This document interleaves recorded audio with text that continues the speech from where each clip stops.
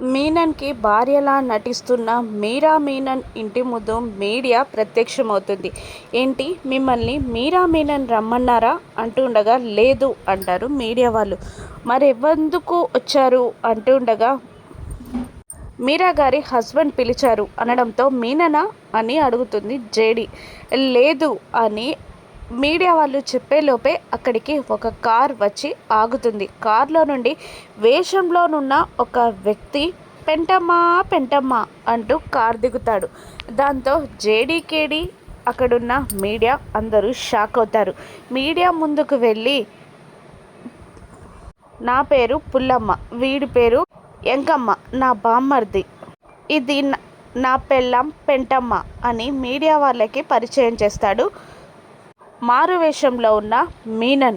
ఇక మీడియా వాళ్ళు వెళ్ళిపోగానే జేడీకేడి, డ్రాగన్, మీనన్ అందరూ లోపలికి వెళ్తారు. ఏయ్ ఎవరా నువ్వు?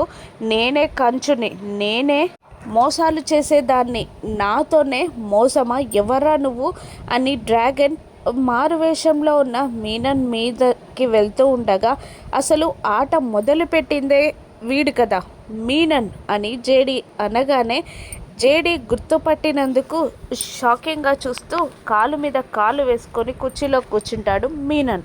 మీనన్ని గుర్తుపట్టిన జేడి అరెస్ట్ చెయ్యగలదా? మీనన్ బ్రతికే ఉన్నాడని లోకానికి తెలియనుందా? జేడీకేడీల నుండి మీనన్ ఎలా తప్పించుకుంటాడు? డ్రాగన్ పరిస్థితి ఏంటి? రాను ఎపిసోడ్స్లో చూద్దాం. Thank you for watching.